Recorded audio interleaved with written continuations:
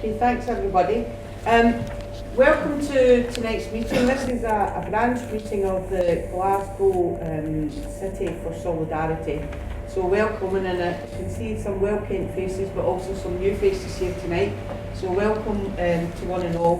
We're going to start off tonight with a contribution from Tom Sheridan, and he's going to be presenting the main manifesto commentary.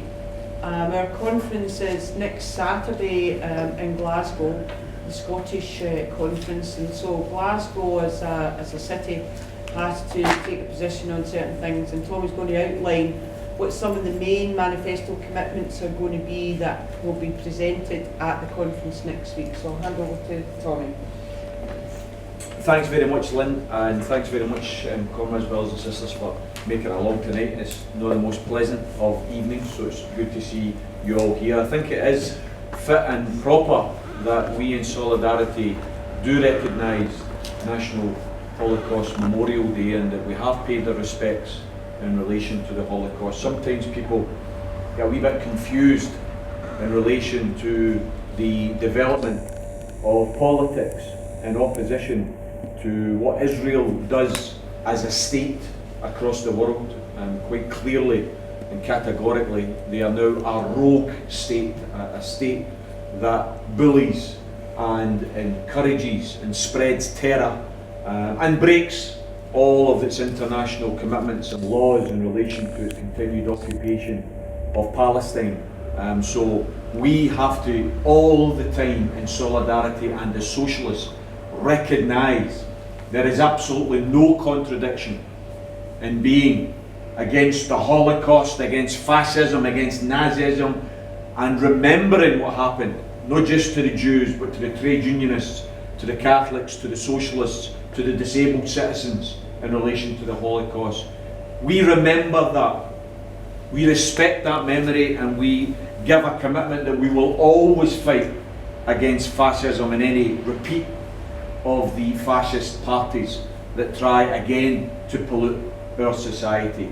But there is a difference between being against Israel and being against Zionism and being against the Jewish community, being anti-Semitic.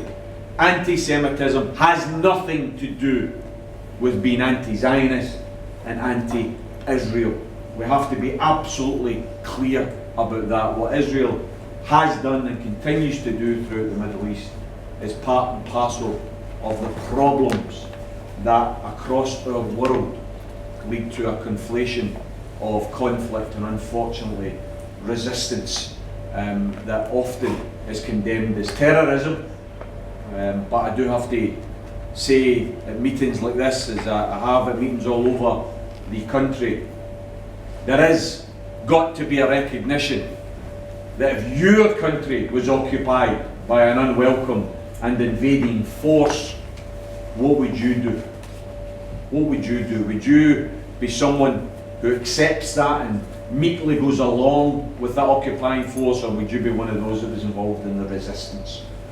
Because when we're remembering National Holocaust Memorial Day, we also remember groups who took up arms in the French resistance against Nazi occupation. Well, I'm afraid it may not be comfortable the way the media portrays things, but the modern day French resistance is there in the Palestinian youth and men and women who are resisting Israeli occupation, and I think it's important that Solidarity is not blind to those international issues which are important for socialists today. However, the main purpose of our meeting tonight is to discuss the Glasgow Campaign. The Glasgow Campaign to be elected to send socialists to Holyrood to represent the city of Glasgow. We have less than 4 months to the election on May the 5th. What is the platform that we are going to fight those elections on? It is important that when people are being asked to give us their second vote, we're not looking for their constituency vote, we're looking for their second vote. Even that expression is confusing, isn't it? For a lot of people that are involved in politics, what do you mean the second vote, Tommy? What's the second vote? We have to explain, as we did in the course in the run-up to the general election last year, when you only had one vote, that the difference this time around when you go into the ballot box, you go into the polling station, you will be giving 2 ballot papers. 2 ballot papers, not 1, 2. One will be a lilac one, and it will be for your constituency choice. Who it is you want to represent you in the particular constituency that you live in. There will be 9 constituencies in Glasgow. The second ballot paper is a peach ballot paper, and that is for the party that you wish to represent, the region that you live in, not the local area you live in, the region. And for the purposes of this election, Glasgow is a region. Scotland is divided up into 8 regions, each of them with approximately 400,000 electors. And the others, North East Scotland, Mid Scotland, Fife, Lothian, South Scotland, West Scotland, they are all regions, and they will all get a peach paper, and solidarity will be a choice in all of those regions. So we are asking the people of Scotland to give us the peach vote, to give us the second vote, to give us the list vote. And we have to emphasise in meetings like this, time and time again, the electoral system that operates for Holyrood is not first past the post. It is not an electoral system that rewards only those who win more than the nearest candidate, that they win everything. The Holyrood election is what's known as a hybrid election system. It's named after a guy called De Hoyt. De Hoyt was the architect of this electoral system. And what it means is that there is a first past the post element and there is a proportional representation element. The first past the post is the constituency element, the proportional representation element is the second vote. And the De Hoyt system is designed to ensure that if you do well in the first past the post, you won't do well in the list vote. In other words, it evens things out. The whole idea of the Scottish Parliament, original architects, the Scottish Constitutional Convention, the whole idea was never to allow one single party to win a majority. The Scottish Constitutional Convention hoped to ensure that every Scottish Parliament would be a coalition parliament. In 1999 it was a coalition. 2003 it was a coalition. 2007, then I'm afraid that whole idea was thrown up in the air, because rather than a coalition we had a minority government. The SNP governed as a minority. By 2011 the SNP's vote was so large that they actually won a majority of the Parliament. There are 129 MSPs elected, 73 first past the post, 56 on the list. The majority, the magic number is 65. If you can get 65 elected for your party, you've won a majority. The SNP won 69 in that particular election. Here's the rub. Here's the rub. The SNP in 2011 is not the SNP of 2016, because A, the referendum campaign, and B, the general election of last year.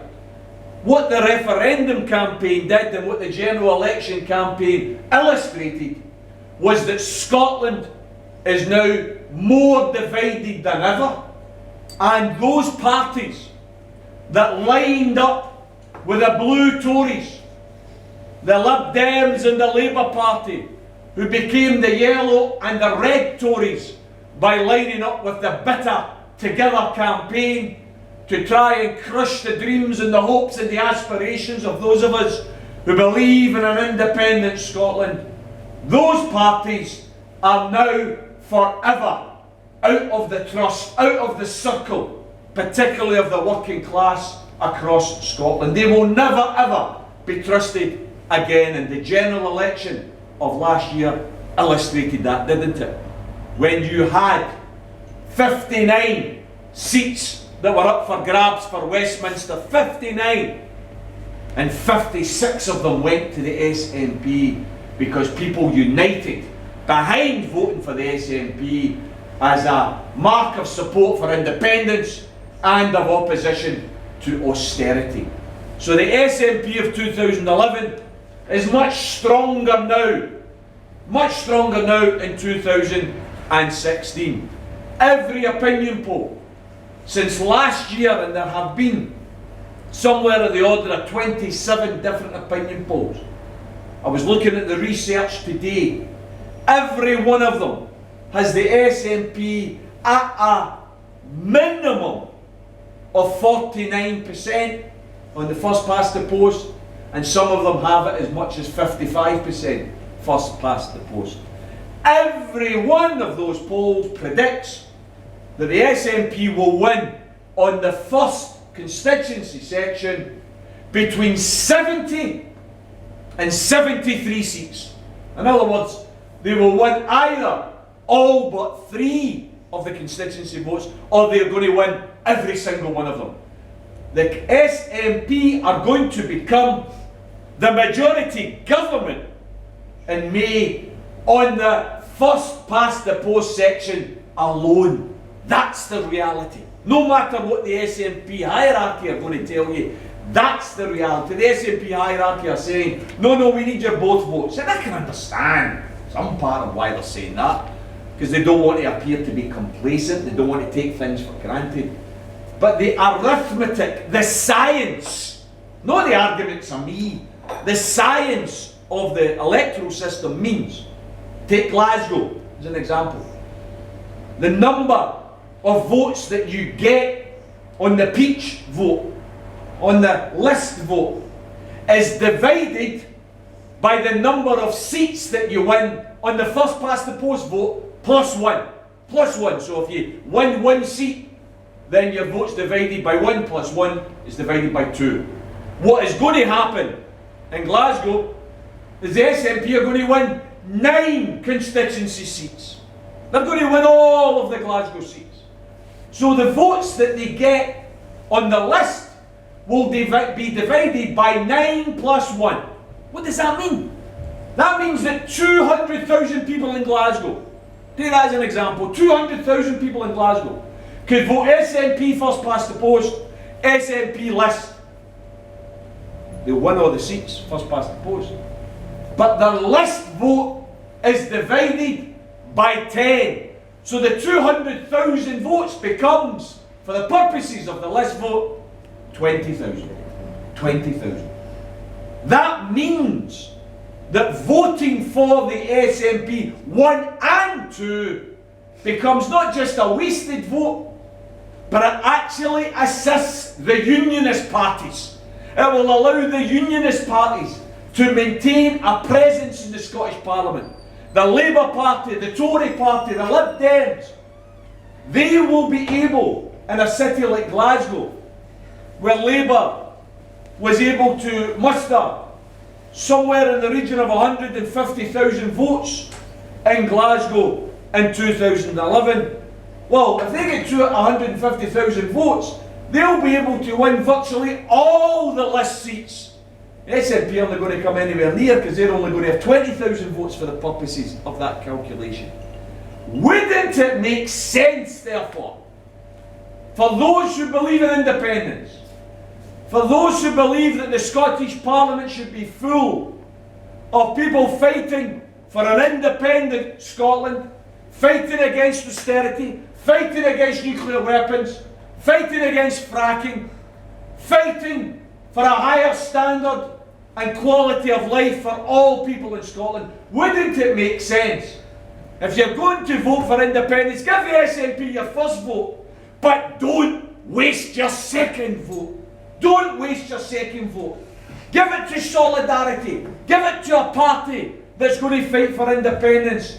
It's going to fight to raise the standard and quality of life of ordinary men, women and children across Scotland. Some people get angry with me, and I anticipate this.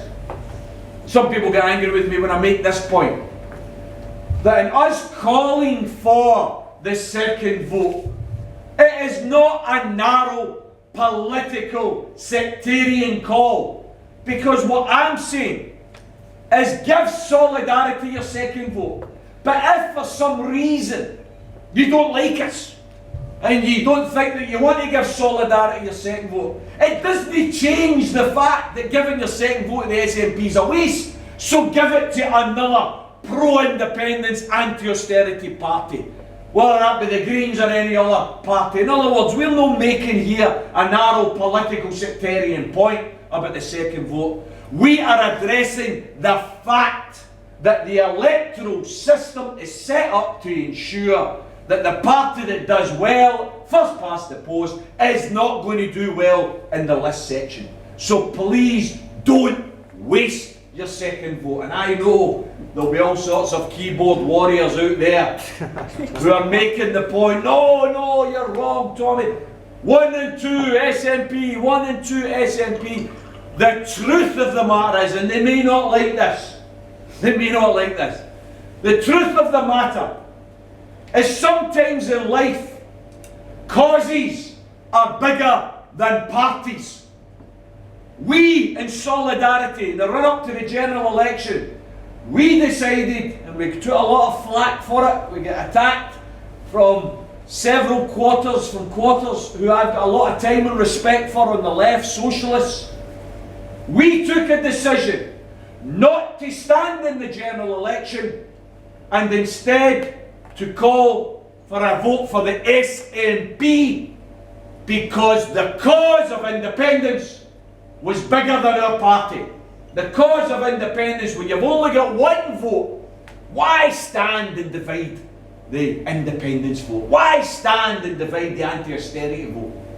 We withdrew from the general election and called on people to back the SNP.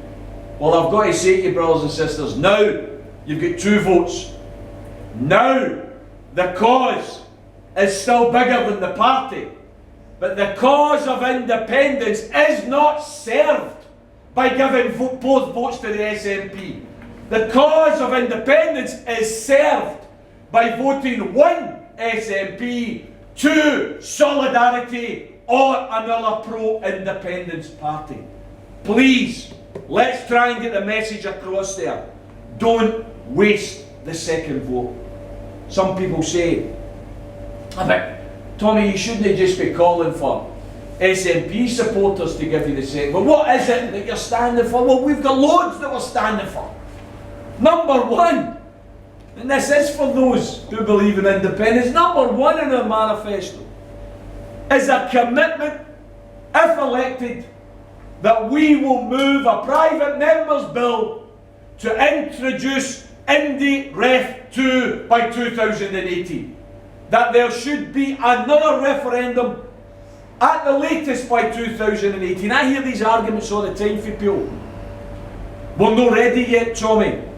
Can we not wait till the polls are showing a more consistent level of support for independence? You know what's wrong with that argument?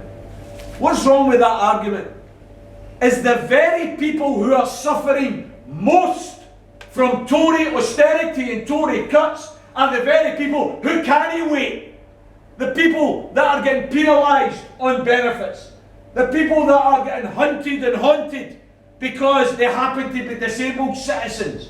The people whose wages haven't been increased for the last 6 years in real terms. People who are trying to survive in a swamp of poverty and been buried underneath debt after debt. They can't wait.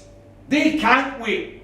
Some people within the movement might be a bit more comfortable, might be a bit more secure. Oh, let's just wait. Well, I'm afraid. I believe that the people we should be paying attention to are the most vulnerable in society, the poorest members of society, the low paid, the disabled citizens, those who are suffering most, particularly the children who face the prospect of living another 5, 6, 7 years under a right-wing reactionary Tory government. I think Indy Ref 2 has got to be on the cards by 2018 at the latest, and if elected to the Scottish Parliament, we give a commitment that we will raise a private member's bill to make that a reality. What else? We believe that there is now a commitment required, particularly from the SNP. I campaigned for the SNP to get elected last year, and I don't back down from that. I think it was the right thing to do. But one of the things that I campaigned for the SNP to do was oppose austerity. Now, I'm not into just words. Words are important, but words without action are empty rhetoric.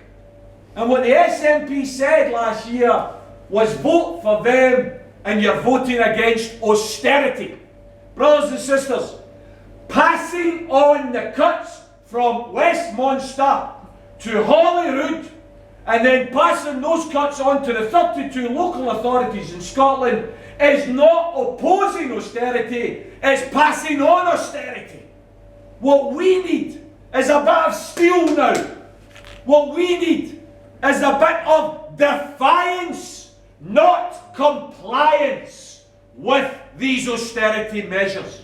Once you cut the home helps, once you cut the childcare provision, once you've cut the music lessons for the Waynes, very, very difficult to get it back. Very, very difficult to undo the damage that you've done to the fabric of the society at a local level. We need, therefore, the 32 local authorities in Scotland to unite with the Scottish Parliament and say loud and clear, we are passing no cuts budgets. We're not passing on these Tory austerity measures any longer. How dare they ask us to do that? When we're living in a society where they can have arrangements with the likes of Google. They can bring Google in for a wee cup of coffee. The bold George Osborne can sit down with Google and say, listen, we know you've not been paying your taxes, but instead of throwing the adverts at you that we do to those who are apparently claiming benefit and getting a wee shift in a local building site and the hairdressers, hunting them, haunting them, the way they do to apparent benefit cheats. No, that's no for Google. Have a wee seat. Listen, what do you think you can afford? Could you afford 130 million? Oh, that's great. Oh, brilliant. Let's announce that across the whole of the UK. We've got Google to pay £130 million tax. Only problem is, brothers and sisters, it's very, very difficult, by the way, to examine the accounts of Google, because they set them up deliberately so that they appear in the Cayman Islands, so that they appear in Delaware, which is a non-tax state. When asked about that, the Google chief executive said, we don't have a problem with their tax avoidance measures. It's called capitalism. There you go, that's why we're anti-capitalist. But the profits that you can identify from Google in Britain over the last 12 months amounts to £7.2 billion. 7.2 billion. Do you know what the tax rate of 130 million amounts to for Google? 2.29%. 2.29%. Wouldn't that be wonderful, eh? If you were able to have a tax rate of only 2.29%. No, you've got your 20% basic rate. But Google can get away with 2.29%. Brothers and sisters, see when that type of criminal activity is taking place at the highest levels, how dare the Scottish Parliament pass on these cuts? They should be standing up and saying, united with the local authorities, this far, no further. No more cuts in jobs. No more cuts in services. It is time to defy the Tories. They have no democratic mandate to implement these cuts here in Scotland. Let's stand up and fight instead of punishing the poor in order to pay for the mistakes of the rich, because that's what austerity amounts to. So that's another reason you want to send Solidarity MSPs to Holyrood, so they'll stand up in the chamber and say no to the budget cuts, yes to a fight back, linking with the local authority trade unions, linking with the local authorities. Let's get Scotland up in arms against austerity. That's what the people voted for at the general election last year. We've also got other policies